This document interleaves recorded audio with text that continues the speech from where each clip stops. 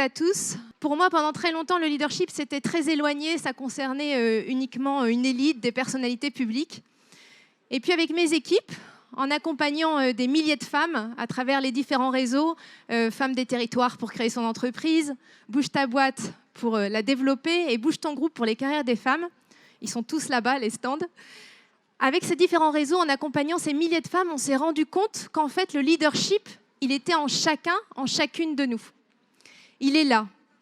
Parfois, il demande qu'à éclore. Parfois, il est complètement endormi. Il faut le réveiller. Souvent, il n'est pas assez nourri. Mais on a toutes et tous du leadership en nous. Et le collectif, ça permet de le transcender. Parce qu'il y a une bienveillance autour de nous. Parfois, un mot suffit à changer une vie. L'audace permet aussi de nous faire des choses incroyables. L'audace du collectif, elle nous pousse à faire des choses qu'on n'aurait pas imaginées quelques mois auparavant. L'intelligence collective aussi nous permet de développer notre leadership. Et ce leadership qu'on a en nous, ça nous permet de nous rendre compte que nous aussi, on a la capacité à bouger les lignes, à avoir un impact, à convaincre autour de nous.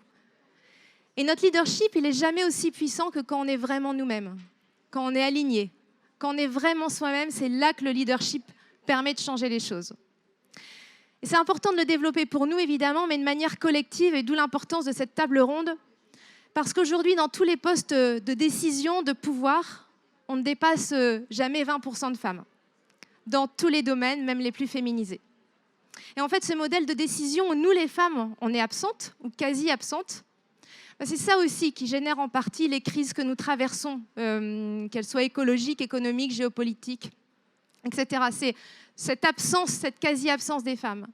Et pour trouver des solutions, évidemment, on ne va pas reproduire le même modèle. Il faut absolument qu'on s'appuie sur toutes les forces vives, sur le leadership des femmes et celui des hommes, tout autant les deux. Donc votre leadership compte, et on va voir avec nos 4 invités exceptionnels comment elles ont fait, elles, pour le développer, pour le travailler, pour le nourrir. Donc je suis très heureuse et je vous invite à les applaudir toutes les 4. Delphine André, Marie-Pierre Rixin, Claude France et Patricia Chaplotte. Je vais vous demander à toutes les 4 de vous présenter en 30 secondes un pitch impactant. Qui vous êtes? On va commencer avec vous, Marie-Pierre. Qui êtes-vous? Alors, donc, Marie-Pierre Rixin, députée de l'Essonne, présidente de la délégation aux droits des femmes et très engagée sur permettre aux femmes d'avoir leur pleine place dans notre vie économique. Et auteur de la loi qui a été un vrai cadeau de Noël le 24 décembre, la loi Rixin. Merci Marie-Pierre pour ce que vous avez fait pour nous toutes. Delphine? Delphine André, donc je suis dirigeante d'une entreprise de transport logistique hôtellerie. Et donc, je suis très impliquée dans le développement des équipes et le partage du succès. Voilà. Combien de salariés, chiffre d'affaires? Alors, je ne sais pas si on mesure la qualité des gens à leur nombre de salariés, à leur chiffre d'affaires, mais j'aime pas trop ces mesures. Mais écoutez, on fait 1,3 milliard de chiffre d'affaires et on emploie 9 500 personnes. Bravo. Claude France? Oui, bonjour. Donc moi, je dirige la filiale de Worldline en France.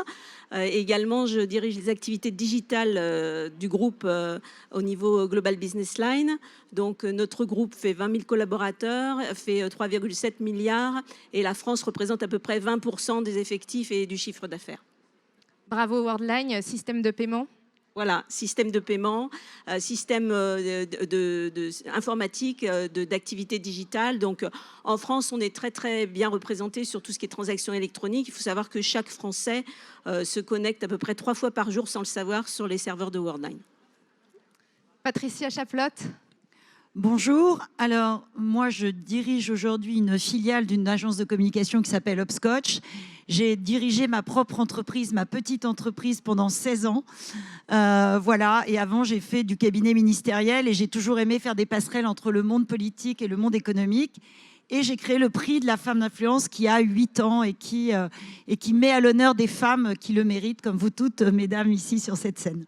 Et alors, vous avez publié il y a quelques mois, 2-3 mois, un livre que je vous invite à présenter. Alors, le 3 mars, je l'ai avec moi. Le 3 mars, j'ai sorti un livre qui s'appelle « Égalité femmes-hommes, la grande cause et après ». On fait le point des 5 ans qui viennent de s'écouler sur ce qui s'est passé pendant ce quinquennat, avec des choses très bien, et puis peut-être des choses qui ont moins bien avancé, dont la loi Rixain, qui a été assez exceptionnelle. Et puis, on a interviewé 10 femmes qui ont toutes été premières quelque part dans leur job. Et c'est aux éditions Erol. Hein, Et c'est aux éditions Erol. Je vais vous demander à chacune votre définition du leadership. Qu'est-ce que c'est pour vous le leadership? Parce qu'on a toutes et tous finalement peut-être notre propre définition. Marie-Pierre? Le leadership, c'est pour moi à la fois défricher des terres inconnues, permettre à toutes de pouvoir nous suivre, de pouvoir emprunter ces chemins que l'on défriche parfois, et puis faire en sorte que chacune ait accès également à une part de ce leadership, ne pas le conserver pour soi, mais bien essayer de faire en sorte qu'il bénéficie à toutes. Donc un leadership qui serait d'abord inclusif et qui bénéficierait à toutes, quel que soit son âge, sa situation économique, son parcours, sa formation, que chacune dans notre pays puisse en bénéficier. Donc une locomotive universelle. Inclusive. Inclusive, c'est encore mieux. Delphine André? Alors moi, je pense que le leadership, c'est la capacité à amener une équipe vers un objectif qu'on a préalablement défini. Il faut que cet objectif soit ambitieux, adapté et accessible, parce qu'il ne s'agit pas de mettre les équipes dont on a la responsabilité en danger. Et je pense que c'est aussi de permettre à ces équipes de progresser et de s'améliorer. Voilà ma définition du leadership. Donc avec les équipes, hein, c'est ça, c'est embarquer ceux et celles Oui, avec je qui on pense travaille. que c'est guider et embarquer les équipes, les faire adhérer à l'objectif qu'on a défini, faire en sorte qu'elles s'approprient cet objectif et que donc, après, en cas de succès, elles s'approprient aussi ce succès, ce qui permet de se construire et ce qui permet de créer, je pense, un état d'esprit positif.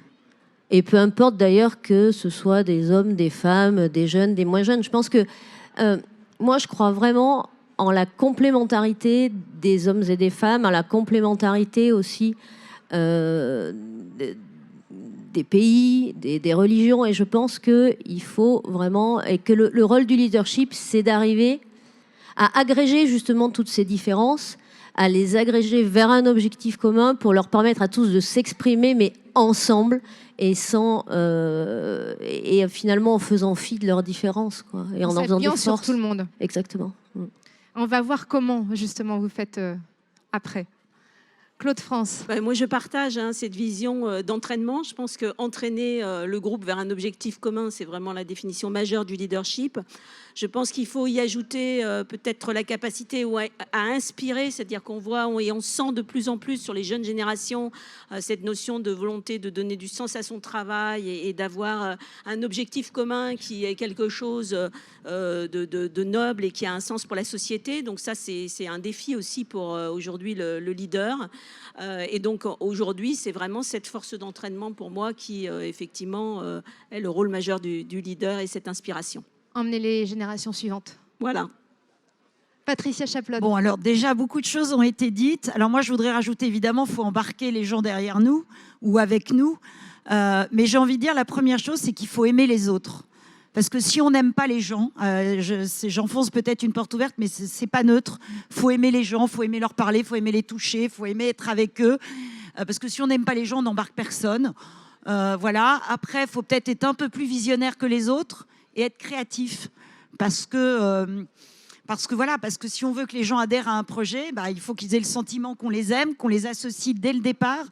Et puis, il faut leur donner des trucs qui les font vibrer, les jeunes comme les moins jeunes. Et voilà, il faut les embarquer derrière des projets. Donc, les personnes qui ont du leadership, c'est des personnes qui ont de la vision pour moi et qui sont créatifs et qui aiment les autres. Et qui aiment les autres, c'est pas enfoncer une porte ouverte. Non, je pense que c'est important. Moi, je le vois, il y a des gens qui pensent qu'ils veulent embarquer un projet, ils ne comprennent pas pourquoi ça ne marche pas, mais ils n'aiment pas les autres. Je vais vous demander à chacune d'entre vous un moment où vous avez dû faire appel à votre leadership de manière plus. Un moment peut-être difficile où vous avez dû puiser en vous tout votre leadership. Qui veut commencer? Marie-Pierre, forcément, avec la loi qui était franchement pas évidente à faire passer et vous avez réussi. Est-ce que vous pouvez nous raconter comment ça s'est passé? Peut-être un rappel sur la loi, notamment plusieurs mesures phares.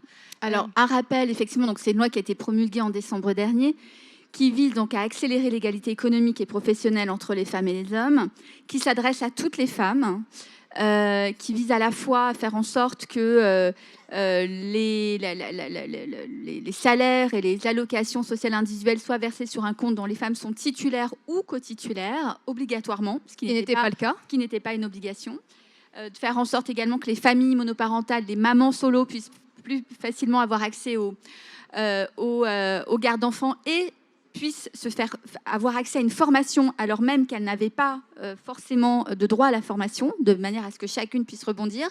Et puis de permettre effectivement aussi à ce que les femmes puissent accéder aux postes de responsabilité en imposant des quotas aux entreprises, 30% puis 40% d'ici 2030, et puis de permettre également aux femmes chefs d'entreprise d'avoir accès plus facilement au financement. Donc globalement, c'est les grands traits de ce texte. Et donc un vrai changement de mentalité, pas simple à faire adopter, et c'est là où on doit puiser dans son leadership. Comment vous avez fait ? La première chose, je crois, c'est accepter de déplaire. C'est accepter de prendre quelques coups, de savoir pourquoi on le fait, et de connaître ses lignes rouges. On en a toutes quand on développe un projet, quand on a une entreprise, quand on a un objectif. On sait, on a sa marge de négociation et on sait ce sur quoi on peut dire oui et la ligne rouge. Moi, ma ligne rouge, elle était fixée dès le départ. Je voulais un texte opérationnel et je voulais un texte qui ne soit pas un coup de com'. Je voulais que ce soit efficient pour les femmes. Et donc, il fallait en effet mettre un petit peu les pieds dans le plat. Et donc, forcément, quand vous redéfinissez des règles qui ont été définies par des hommes pour des hommes depuis le 19e siècle, et quand je dis ça, c'est très, très humblement, je ne suis pas évidemment la première à l'avoir fait. Derrière moi, il y a Marie-Josée Merman, Yvette Roudy, énormément de personnes ont derrière moi déjà fait bouger les lignes. Mais quand effectivement bien vous faites bouger des lignes qui remettent en cause un entre-soi, puisque effectivement on est aussi sur, quand on parle de pouvoir, de partage du pouvoir et de partage des responsabilités et de partage de la richesse, on est sur une forme d'entre-soi. Et donc effectivement il fallait compter sur un certain nombre d'appuis. Et c'est à ce moment-là où il faut un peu avoir un sale caractère et se dire qu'on ne lâchera pas et qu'on est têtu et avoir confiance en soi en se disant que quoi qu'il arrive, on va y arriver parce que c'est le sens de l'histoire ou c'est le sens de l'entreprise, du progrès, du marché. Enfin, on a tous des paramètres extérieurs qui nous poussent à penser que quelque part, on est sur le bon chemin. Donc, il faut penser au verre à moitié plein et non pas à ceux qui vous disent que vous n'allez pas y arriver. Donc accepter de ne pas être aimé, mettre ses lignes rouges clairement dans sa tête, ce qu'on accepte, ce qu'on n'accepte pas, et être déterminé. Plutôt qu'avoir mauvais caractère, être déterminé, c'est peut-être mieux. Ouais, je sais pas, peut-être un peu les deux. Et puis surtout, regardez effectivement les paramètres extérieurs.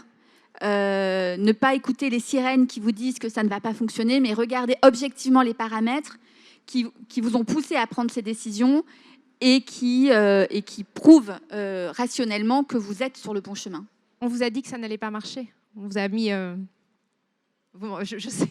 Oui, on m'a dit que ça allait être compliqué. On m'a dit qu'il fallait pas prendre ce chemin. On m'a dit que les quotas, fallait les mettre sur des filières qui étaient mettre des quotas proportionnels à la féminisation des filières. Enfin, voilà, on m'a indiqué des chemins qui n'étaient pas le mien et objectivement, je savais que ça n'était pas les bons. Donc voilà. C'est là où vous avez dû développer le plus votre leadership. Claude France, le moment où vous avez dû développer le plus votre leadership, c'était quand ? Alors, je pense que c'est quand les contextes économiques sont difficiles. Notamment, nous avons, il y a quelques années, perdu un contrat qui représentait 20% du chiffre d'affaires de l'activité France. C'est-à-dire 75 millions d'euros. Donc, c'était assez violent. Et ça remettait en question un site de production dédié à ce contrat. Donc 80 personnes dans une ville en province. Et donc on s'est dit, il fallait convaincre la direction générale du groupe qu'on n'avait pas besoin de fermer ce site, mais qu'on allait trouver du business pour ces équipes-là, et on allait se réorganiser. Il fallait convaincre tout le monde qu'on allait trouver effectivement de nouvelles opportunités. Et donc là, on est assez seul, parce qu'on est en sandwich entre une direction générale de groupe qu'il faut convaincre et des équipes qui savent que ça va être très difficile et qui se disent, bon, finalement, c'est bien, le leader fait le pari, nous explique qu'on va y arriver, mais malgré tout, est-ce qu'on va y arriver? On sent le doute, on sent la crainte. Et puis à un moment donné, il y a un virage, la mayonnaise prend, si je peux dire, et en fait, les personnes se rendent compte qu'il y a des signes vraiment. Alors c'est là où c'est très très important, c'est de donner des signes factuels qu'on va y arriver.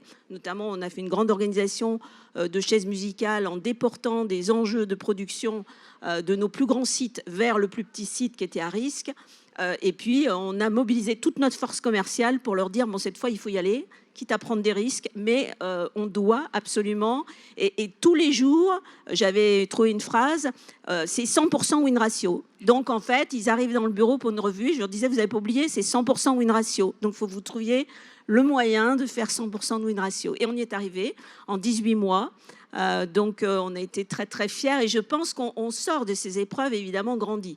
Mais à ce moment-là, le leader, il en a lourd sur les épaules et il faut qu'il trouve en lui-même la capacité, effectivement, à transmettre cette énergie, déjà à lui-même avoir cette énergie et à transmettre cette énergie. Oui, parce que quand il y a 75 millions d'euros en jeu, 80 personnes, un site entier de production, ça ne doit pas être facile tous les jours, même de motiver les équipes. C'est assez compliqué. Bon, après, je pense qu'on avait, si vous voulez, et comme vous le disiez, je pense que ce qui est important aussi, c'est la confiance. C'est-à-dire que moi, j'ai eu la chance de faire toute ma carrière dans cette entreprise. J'ai 33 ans d'ancienneté. Je connais beaucoup de collaborateurs que j'ai moi-même recrutés, que j'ai moi-même fait grandir dans l'entreprise. Donc, effectivement, à un moment donné, vous avez cette confiance et cette capacité. Les gens savent que vous prenez soin d'eux, savent que vous les aimez. Et au-delà des qualités du leader, c'est vrai que je suis complètement d'accord avec vous. Quand on aime les gens et qu'on est capable de créer cette confiance, à un moment donné, eh bien, il y a un déclencheur et puis tout le monde se met en mouvement. Et c'est comme le disait Madame tout à l'heure, c'est cette capacité de créer l'adhésion. C'est-à-dire qu'on met un certain temps parfois à créer l'adhésion. Moi, je sais, quand j'étais plus jeune, je disais toujours parfois à un de mes premiers dirigeants, mais tu vois bien que c'est ça qu'il faut faire, pourquoi tu ne décides pas? Et un jour, il m'a dit, je sais que c'est ce qu'il faut faire, mais je ne vais pas prendre la décision tant que je n'ai pas créé l'adhésion, parce que le jour où j'aurai créé l'adhésion, je vais aller 10 fois plus vite que si j'impose la solution au départ. C'est tellement vrai. Delphine André, justement, j'imagine que ça vous fait écho, ce que vient de dire Claude France, créer l'adhésion, être au milieu de ses équipes. Quel est le moment, justement, où vous avez dû faire appel à votre leadership le plus? Alors, le moment où j'ai dû faire appel à mon leadership, c'était clairement pendant le premier confinement. Puisque bon, nous, en tant que transporteurs logisticiens, on était en première ligne et donc il fallait qu'on assure la continuité des livraisons. Et la veille, le président avait dit « Restez chez vous, sauvez des vies ». Donc le matin, quand je suis arrivée au bureau, c'était quand même un dilemme un peu compliqué à exécuter. Alors clairement, nos conducteurs et nos mécaniciens devaient rester sur le terrain et aller au front. Et la question se posait pour les cols blancs, les gens des bureaux. Et donc tout de suite, j'ai dit, écoutez, il faut qu'on fasse corps avec les conducteurs et les mécaniciens. Et donc, il faut qu'on soit, nous aussi, au bureau sur le terrain. Sur le front. Sur le front. Et donc là, ma DRH, qui était en CSE, me dit, ça passe mal, il faut que vous montiez. Donc je suis montée. Et j'ai expliqué qu'une équipe, c'était une solidarité, et que bon, on était en guerre, et qu'en temps de guerre, il ne fallait pas qu'il y en ait qui se planquent et d'autres qui aillent au front, surtout quand on faisait partie de la même équipe. Et donc, j'en ai un qui s'est levé, qui m'a dit, mais vous êtes consciente que vous nous envoyez au casse-pipe? Et je lui ai dit, écoute, oui, clairement, il y a des risques, mais bon, on va mettre en œuvre l'entreprise, toutes les mesures de protection qu'on connaît, on va vous protéger, mais on ne peut pas envoyer nos conducteurs au front. C'est un enjeu national, et nous planquer sur notre canapé ou derrière notre ordinateur. Je dis, c'est pas possible. Je dis, maintenant, moi, je vous demande de rester, mais vous êtes libre. Si certains d'entre vous veulent partir, vous pouvez le faire. Donc j'en ai aucun qui est parti, mais pendant une dizaine de jours, quand je les croisais dans les couloirs, d'habitude, ils me disent bonjour. Là, ils me disaient bonjour un peu pincé. Et puis, ce qui a été extraordinaire, alors bien sûr, j'ai mal dormi parce que vous avez quand même le risque, vous dites, bon, on ne connaissait pas cette maladie, et vous vous dites, bon, est-ce que je ne fais pas effectivement courir un risque à mes salariés? Un risque de décès, hein. Oui, alors on a quand même, on a protégé les gens qui étaient faibles. On leur a dit ceux-là sont rentrés chez eux. On a protégé aussi les gens qui avaient charge d'une personne âgée. Donc on a fait les choses quand même. On n'a pas les brillantés, on n'a pas fait n'importe comment. Mais dans la conscience collective, on ne savait pas trop. Il y avait une peur énorme. Et alors, au bout de 15 jours, alors je faisais quand même, comme il n'y avait pas de restauration, on faisait venir des plateaux repas et je faisais des déjeuners avec tout le monde. Donc là, j'ai fait des déjeuners tous les jours avec les collaborateurs, alors pas plus de 4, avec une distance. Bon, et au début, bon, tout le monde avait peur. Je leur disais, vous avez peur, moi aussi j'ai peur. Je dis, mais bon, on est obligé de faire face. Et au bout de 10 jours, j'en ai un qui m'a dit, non mais attendez, on va quand même pas se planquer comme des rats, alors qu'il faut que le pays continue à fonctionner. Et là, j'ai dit, mais c'est extraordinaire, c'est-à-dire que les mêmes qui, 10 jours avant, avaient très peur, à un moment donné, c'est presque eux, il fallait que je leur dise, non mais attendez, continuez à porter les masques, faites attention. Alors on avait trouvé des masques entre-temps, bon, faites attention. Et en fait, il y a eu une espèce d'énergie collective qui a succédé à la peur, et ça je trouve que c'est extraordinaire, c'est-à-dire que chacun, de par par cette intelligence collective, chacun a pris sur lui et dit non, finalement j'ai pas peur et finalement je vais y aller. Et donc ça c'est une grande fierté de mes équipes. Je suis très fière de mes équipes, voilà. Et ça je crois que c'est la plus belle reconnaissance qu'un leader peut avoir, c'est-à-dire dire j'ai peur, j'emmène quand même, je prends un risque, je ne sais pas trop où je vais, j'essaie de faire courir le moins de risques possible à mes équipes, et à un moment donné, ce sont mes équipes qui me poussent et qui me disent, bon, on va y aller, on va aller plus loin. Donc ça, c'était vraiment très beau. J'ai peur, mais je fais quand même et j'embarque. Patricia Chaplotte. Alors, moi, j'ai envie de dire, donc j'ai créé ma petite entreprise, puisque c'était une TPE où j'avais entre 15 et 20 collaborateurs pendant 16 ans. Donc, j'ai envie de dire que mes moments où j'ai fait preuve de leadership, c'est un peu pendant 16 ans, finalement, parce que quand on n'a pas d'actionnaires, on est tout seul, on a 80% des parts avec des actionnaires minoritaires qui sont des gens que j'aime. Mais on dit toujours dans la vie, il y a les leaders et il y a les suiveurs. Moi, j'avais le sentiment d'être leader, voilà, et j'aimais beaucoup les gens qui étaient avec moi, mais j'étais très leader, un peu seule. Donc, c'est vrai que cette vie d'entrepreneur, aujourd'hui, j'ai rejoint un groupe, c'est complètement différent. J'ai évidemment une autre manière de travailler, mais j'ai envie de dire que on parle de l'instinct de survie de l'entrepreneur. Et j'entends ce que vous dites. Je crois qu'effectivement, quand on est chef d'entreprise et quand on est petit ou ETI ou PME, grosse PME ou ETI, je ne sais plus, l'instinct de survie de l'entrepreneur, ça existe, en fait. Je vois très bien ce que c'est. C'est-à-dire que tu as la boule au ventre parce que tu as perdu ton plus gros client et c'est tout petit. Mais quand tu dis que tu as 15 personnes à faire bouffer, pardon, mais c'est un peu ça, tu as 15 salaires à donner à la fin du mois, tu n'as pas de groupe derrière, tu es toute seule. Voilà, et là, tu développes un espèce d'instinct de survie. Alors, est-ce que c'est de l'instinct de survie? Est-ce que c'est du leadership? J'en sais rien, en disant... Merde, j'ai perdu ce client, il faut que j'en trouve un autre, il faut que je développe, il faut que je croie à moi, il faut que je croie à mes équipes, etc. C'est toutes les femmes ou hommes qui sont là, qui sont entrepreneurs, le savent, ça. Il y a un truc qu'on a chevillé au corps, et je pense que vous le savez aussi, mais c'est vraiment très dur. Et là, tu développes une espèce d'énergie pour embarquer les clients, pour embarquer tes équipes, etc. Et tu es un peu prêt à tout, prêt à tout dans la limite, mais en fait, prêt à tout dans ce que tu as à leur dire, en disant « faites-moi confiance », etc. Pendant le Covid, moi, j'ai des clients qui m'appelaient, qui me disaient « bon, il va moins se passer de trucs, est-ce que vous ne pouvez pas diminuer les honoraires de 20%, de 30% ?» Mais non, il fallait que je les convainque que justement, et on leur a prouvé qu'il y avait encore plus de boulot pendant cette période. Je ne citerai pas le nom des clients, évidemment, mais voilà, puis c'était pas très solidaire vis-à-vis d'une boîte. Voilà. Donc l'instinct de survie de l'entrepreneur, j'ai envie de dire que c'est quelque chose qu'on a chevillé au corps et qu'il faut garder très très fort. Et ça, c'était pas une journée parmi d'autres, il y en a plein, mais c'était pendant toutes ces années. C'est un état d'esprit, c'est aussi la situation qui nous demande du courage et donc du leadership. Et ça, quand on est entrepreneur, mais ça peut être aussi dans une association, ça peut être aussi pour un projet, pour sa famille. Quand j'ai lancé le prix de la femme d'influence alors que j'allais au Women's Forum et que le Women's Forum existait, il me dit mais pourquoi tu veux faire un club de femmes entrepreneurs là qu'il y a déjà le Women's Forum? Je dis oui mais le Women's Forum, moi je m'y retrouve pas parce que il y a que des femmes de grandes entreprises et nous les patrons de TPE et de PME on nous voit pas, on n'est pas visible. Donc moi je veux faire un truc pour des femmes. Des femmes comme vous qui font pas la une des journaux, mais qui sont des femmes exceptionnelles et qui sont des modèles pour des jeunes filles qui veulent devenir un jour entrepreneurs ou cadres supérieurs dans une très grande entreprise. Voilà. Merci Patricia. Je vais vous demander à chacune quels sont les atouts d'une leader. Enfin, sur quoi vous êtes appuyée? On a parlé du courage, on a parlé des lignes rouges, mais sur quoi vous êtes appuyé?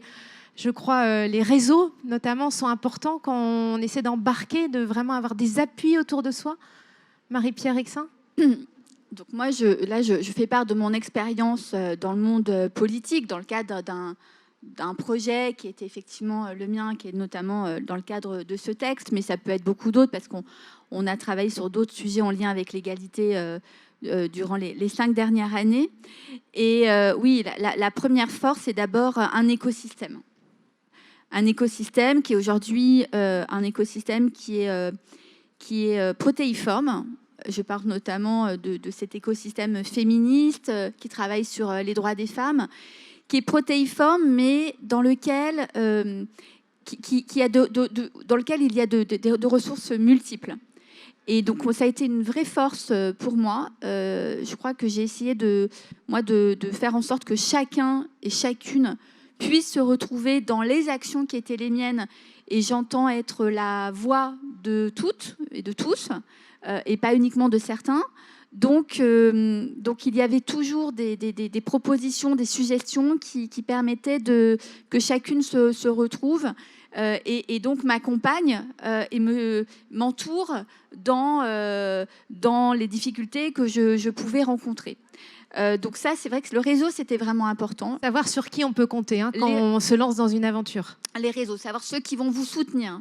Ensuite, très concrètement, quand on travaille sur un texte de loi, il y a concrètement un certain nombre de jalons, d'étapes et de personnes à convaincre. Jusqu'au président de la République. Et je dois dire que probablement qu'il y avait un momentum, clairement. Il y a des femmes, je pense notamment à Marie-Jo Zimmermann, qui m'a donné des conseils très pratico-pratiques sur la manière dont elle avait procédé, sur comment communiquer sur le texte, à quel moment communiquer sur le texte très précisément, créer un effet de surprise. Voilà. Donc tout ça, ce sont des outils que moi j'ai utilisés. J'ai utilisé exactement ceux qu'elle avait utilisés, les mêmes ressorts. Donc l'expérience entre pairs. L'expérience. Et puis ensuite, eh bien, en effet, alors c'est peut-être pas des actionnaire, ce ne sont peut-être pas des collaborateurs, mais moi, il a fallu effectivement que je convainc notamment mon président de groupe, Christophe Castaner, le président de l'Assemblée nationale, Richard Ferrand, qui m'ont soutenu, et jusqu'à des ministres qui ont été exceptionnels, et je pense à celle qui aujourd'hui est notre première ministre, Elisabeth Borne, sans laquelle véritablement ce texte n'aurait pas pu voir le jour parce que elle était chargée par moments de me mettre des bâtons dans les roues qu'elle a caché derrière son canapé ou sous son fauteuil, et qu'elle a au contraire fait en sorte de débloquer les situations, les blocages, de m'accompagner en me disant je suis là, on va y arriver, on est ensemble. Et ensuite, effectivement, le président de la République qui, je crois, faisait également entièrement confiance en Elisabeth Borne, et qui savait qu'on travaillerait en bonne intelligence. Et donc, à chaque fois, et je le dis, je voulais raconter, donc je peux peut-être le dire ici, mais je dois dire que lorsque j'ai rencontré notamment un représentant d'une organisation patronale, et qui en fait était allé voir d'autres hommes beaucoup plus influents, pensait-il, que moi sur ce texte, et il m'a dit, on était en tête à tête, il m'a dit en fait c'est avec vous que je dois travailler, parce qu'on m'a dit que maintenant c'est vous qui décidiez. Donc en fait il y avait des décideurs beaucoup plus dans la hiérarchie politique, beaucoup plus présents que moi, et qui m'avaient passé le relais et qui avaient dit maintenant, c'est elle la décisionnaire, donc c'est avec elle qu'il faut voir. Qui avait appuyé votre légitimité. Qui avait appuyé et qui m'avait donné le gouvernail. Voilà. Donc j'avais le gouvernail en main parce que des hommes ont accepté de me le donner, ce gouvernail. Donc cela a aussi nourri votre leadership. C'était vraiment un cercle vertueux. Patricia Chaplotte, les atouts quand on est leader. Il en faut beaucoup. Enfin, c'est être très déterminé. C'est-à-dire, comme le dit Marie-Pierre, on a quelquefois des projets qu'on veut mener au bout. Et puis, on ne sait pas trop comment on va s'y prendre. Et puis, c'est vrai qu'on a souvent des bâtons dans les roues, aussi bien dans les entreprises que... voilà, donc... Vous m'aviez dit mettre le costume. C'est important Oui. de se sentir légitime pour accroître notre leadership. Alors, c'est vrai que quand on est dans nos vies professionnelles, c'est vrai qu'il y a... On dit l'habit fait le moine ou l'habit fait pas le moine. Moi, je pense qu'aussi l'habit fait le moine quand on est dans des univers extrêmement codés. On voit, et le monde politique est un univers avec des codes, et on voit combien il y a de femmes qui ont pu perdre pied dans le monde politique. Moi, j'en ai croisé, on pourrait en reparler avec des anecdotes assez croustillantes, mais c'est vrai qu'il faut, on nous oblige à être un peu dans la posture. Voilà, d'être dans une posture de chef d'entreprise, une posture de dirigeant d'une grande entreprise, etc. Je vois que notre amie Chiara arrive. Chiara Corazza, qui fait partie de la table ronde, mais qui a eu un peu de retard avec son avion, un peu beaucoup. Bienvenue, Chiara. Mais voilà, je pense qu'on est en train de parler de quels sont les talents qu'il faut avoir pour avoir du leadership, Chiara. Voilà, donc je pense qu'il faut être très déterminé, il faut avoir du courage, il ne faut pas écouter les gens qui vous disent tu n'y arriveras jamais, ça ne marchera pas, etc. Et ça, malheureusement, on en a plein, soit parce qu'ils ont moins d'énergie que nous, ou soit parce qu'ils n'ont pas envie qu'on y arrive. Donc ça, c'est très difficile de lutter contre ça et d'aller à son but. Voilà. Mais encore une fois, comme je dis, si on veut mener un projet, c'est embarquer les autres avec soi. Je pense que ça, c'est vraiment pour moi un leitmotiv. Je sais que je n'aurais pas fait tout ce que j'ai fait très modestement sans les autres, sans ma détermination, mais sans les autres. Vous m'aviez dit endosser le costume, avoir de l'énergie, se ressourcer. Chiara, je te laisse arriver et puis je te laisse le mot de la fin. Moi, ce que j'ai envie de dire aussi, c'est que quand on se lance comme ça, il y a un truc qu'il faut avoir, c'est du recul et être très ancré dans la vie. Parce que à un moment donné, on devient député, on devient parlementaire, on est dans l'œil du cyclone. Moi, je m'occupe de mettre mes clients et les dirigeants qui me font confiance dans la lumière, dans les médias, etc. Moi, j'ai vu beaucoup de gens perdre pied, pensant que voilà, leur position médiatique, leur position politique, etc., fait que tout d'un coup, ils perdent un peu. Voilà, il faut garder beaucoup de recul, il faut être ancré. Il faut de l'humilité, c'est ça. Ouais, il faut beaucoup d'humilité parce qu'on voit aujourd'hui, on est très très haut dans la vie politique, on est ministre, le lendemain on n'est plus rien. On peut être patron d'une grande entreprise et puis tout d'un coup on décide que vous êtes pas bon, trop vieux, voilà, et vous retrouvez plus rien. Donc je pense que c'est très très important d'être très ancré et de savoir que tout peut s'arrêter demain. Claude France. Alors moi, je pense effectivement que c'est le niveau d'énergie qui compte énormément. C'est-à-dire qu'on ne peut pas être leader sans un niveau d'énergie supérieur à la moyenne. Ça, j'en suis convaincue. Voilà, il faut en prendre soin. Deuxième chose, une qualité très importante, je pense, pour justement pas trop se fatiguer, c'est l'organisation. Il faut avoir un sens de l'organisation délirant, surtout quand on est une femme, parce que souvent, on a d'autres choses aussi à organiser, au-delà de l'enjeu professionnel. Et puis, effectivement, je pense cette capacité à aimer les autres, et ça, c'est pas dit à tout le monde, sinon on peut avoir l'énergie, l'organisation, être un bulldozer et pas du tout être apprécié de ses équipes et faire des dégâts. Donc, je pense que c'est très, très important pour moi, ces trois qualités essentielles que sont l'énergie, l'organisation et l'amour du collaborateur pour l'emmener, pour l'inspirer. Et après, effectivement, par rapport à la façon de se ressourcer, je pense qu'il est très important d'avoir un équilibre entre sa vie familiale, sa vie professionnelle et aussi ses hobbies. Moi, je considère qu'il faut avoir une passion personnel sur lequel on peut aller se ressourcer, parce que si on a des soucis dans la famille ou des soucis au travail, il faut aussi avoir un troisième volet, donc je crois à ces 3 pieds pour arriver à équilibrer en permanence cette capacité à se ressourcer et à avoir toujours ce même niveau d'énergie. Parce que les collaborateurs regardent tout le temps le leader. Il est tout le temps sous surveillance, entre guillemets. Alors, ce n'est pas une surveillance malveillante, mais si, par exemple, ils voient qu'on est fatigué, qu'on est un peu à plat, tout de suite, ils vont s'inquiéter. Et leur énergie à eux va baisser aussi. Donc, c'est très, très important de maintenir ce niveau d'énergie toujours au top, cet optimisme, cette capacité à entraîner. Et donc, il faut avoir ces moyens propres de se ressourcer. Très clair. Merci Claude, j'en prends bonne note. Delphine André, est-ce que c'est aussi savoir bien communiquer auprès de ses équipes? Être clair, être... Oui, alors je partage tout ce qui a été dit. Après, il y a quelque chose, je pense, de très basique qu'il ne faut pas oublier, c'est-à-dire qu'il faut bien connaître son domaine d'intervention. Donc, il faut avoir quand même un savoir-faire et il faut maîtriser la technique et connaître le domaine dans lequel on intervient. Ça, je pense que c'est important.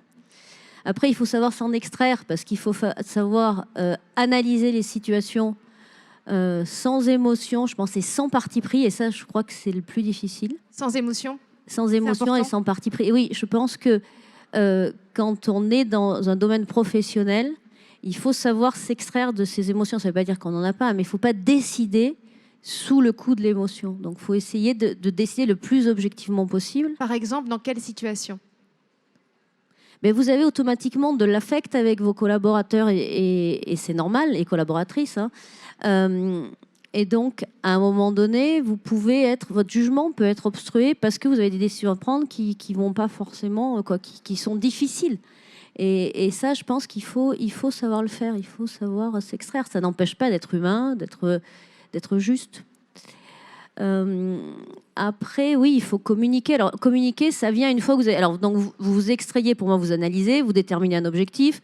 Et après, cet objectif, il va falloir embarquer vos collaborateurs et les convaincre de le rejoindre. Donc, leur expliquer pourquoi vous voulez aller là, comment vous allez y aller, sachant que là, du moment que vous les aurez convaincus, c'est peut-être eux aussi qui vont vous dire tiens, et si on faisait ci, et si on passait par là. Et ça, je pense que c'est important d'arriver à ce que cette intelligence collective, elle se mette en mouvement. Voilà. Et ça, c'est vrai qu'elle se met en mouvement, ça a été dit, je crois, tout à l'heure, une fois que vous les avez convaincus que l'objectif, il était atteignable, et puis qu'il avait un sens, en fait, pour l'entreprise comme pour eux. Oui, je pense qu'il faut savoir communiquer. Merci Delphine André. Cara, donc je t'ai laissé arriver. Est-ce que toi, tu veux partager avec nous, d'abord te présenter en quelques mots, et puis ensuite nous expliquer pour toi quels sont les atouts d'un leader. Il nous reste 2 minutes ensemble. Tu es arrivé juste à temps pour nous partager ça avec nous. Alors d'abord, je suis désolée, mais je n'y peux rien. Ça vient de Bahreïn qui a eu presque 3 heures de retard. Donc pardon. Je tenais vraiment beaucoup à être avec vous. Et alors, moi, je suis une femme passionnée qui travaille depuis 43 ans pour des causes qui me tiennent à cœur et qui donc, avec l'esprit de vouloir give back to the community, comme on dit en bon français, et de faire des choses qui soient utiles. Voilà ce qui m'anime. Donc je fais beaucoup de choses différentes. Je ne peux pas raconter ma vie, sinon on ne s'en sort plus. Dont le Women's Forum. Dans le Women's Forum. En revanche, j'aimerais bien... J'ai entendu ce que vous avez dit. Je suis absolument 1000 fois d'accord. Je n'ai pas entendu ce qu'a dit Marie-Pierre, mais j'imagine qu'on est d'accord quand même. Il y a une chose qui est pour moi la plus importante quand on pense à leadership, c'est savoir où on va. Quelle est la vision? Quelle est l'ambition? Quel est le projet qu'on veut porter? Et après, convaincre, enchanter ce projet de façon à convaincre ceux qui nous entourent, fédérer les meilleures énergies pour y arriver. Donc, en fait, c'est vraiment de dire, je sais où je vais, je le fais comprendre que je sais où je vais, et donc les gens vous suivent parce qu'ils croient en vous. Et puis, l'autre chose qui me paraît extrêmement importante, parce que les collaborateurs, l'entourage a besoin des décisions, donc montrer que vous êtes capable de décider, de ne pas tergiverser. Donc, après, on prend une décision, je suis d'accord avec vous, pas avec les tripes, il faut que ce soit des décisions rationnelles, parce que sinon on ne vous suit pas, mais avec le courage que si on se trompe, on endosse l'erreur. On ne se défausse pas sur les autres, parce que ça, c'est très facile pour leur dire « Ah, mais oui, mais la situation a changé. » Non, ça, il faut que les gens sachent que quand on les amène quelque part, on assume. On peut se tromper, mais on assume. On assume. Et l'autre chose qui me paraît extrêmement importante, c'est que la leadership, je ne sais pas comment il faut le dire pour nous, implique aussi effectivement beaucoup d'énergie, mais aussi beaucoup de capacité de persuasion. Donc, tout en douceur. Moi, je n'aime pas les gens qui hurlent pour dire il faut aller quelque part. On n'a pas besoin d'hurler. Si le projet a un purpose, si le projet fait sens, il suffit de justement arriver à faire mode. Et c'est une façon aussi de se donner confiance. Parce que si on arrive à convaincre les autres, ça veut dire que quelque part, le projet qu'on a en tête, ce n'est pas si mauvais que ça. Donc voilà, le mot de la fin, c'est aussi avoir confiance en ce qu'on fait, savoir le partager et donner envie. Enchanter le projet qu'on porte. Tu vois, tu as bien fait de nous rejoindre juste à temps, c'était passionnant. Je vais vous demander à chacun, parce que la table ronde touche à sa fin, à chacune, en un mot, être leader, c'est quoi? Marie-Pierre Rixain. En un mot. Être leader, c'est porter des projets qui vont changer d'une manière ou d'une autre, en partie la vie des autres. C'est porter un projet nouveau et novateur. Merci Delphine André. Je pense que c'est être un chef de tribu inspirant, excusez-moi, d'être un chef de tribu inspirant qui emmène ses équipes vers un objectif ambitieux et tenable. Voilà. Claude France. Alors moi, je pense que, et c'est un message pour les femmes, je pense que c'est un don au départ, avec des qualités qu'on a en soi, et on a un devoir d'être un leader quand on a ce don, qu'on soit un homme ou une femme d'ailleurs, mais surtout que les femmes n'hésitent pas, parce qu'on aura facilement 50% de femmes, statistiquement elles ont les mêmes dons que les hommes, 50% de femmes qui seront leaders demain, et il n'y a rien de pire qu'un manager qui n'est pas un bon leader. Donc c'est de l'intérêt général d'exercer son leadership. Patricia Chaplotte. Il y a une formule qu'on emploie souvent pour les femmes, c'est avoir un sentiment d'imposture. Par rapport aux hommes, on l'a souvent. Moi, je dis, il ne faut jamais l'avoir, le sentiment d'imposture, les filles. Il faut foncer, il faut y aller. On est les meilleurs. Il n'y a pas un mec meilleur que nous quand on est déterminé. On est des leaders. On est des leaders. Chiara. Des leadeuses, mais c'est assez moche. Tout a été dit. Être un leader, c'est avoir une vision, du courage, de la détermination, de l'énergie. C'est être quelqu'un, c'est une driving force, quelqu'un qui sait porter les choses pour le but qu'on s'est fixé. On va conclure avec l'autrice afro-américaine Maya Angelou. Vous connaissez certainement une citation qui résume si bien pour moi le leadership. Elle a dit « Les gens oublieront ce que vous avez dit, ils oublieront ce que vous avez fait, mais n'oublieront jamais ce que vous leur avez fait ressentir. » Et ça, c'est tellement vrai. Merci à chacune d'entre vous pour vos interventions passionnantes.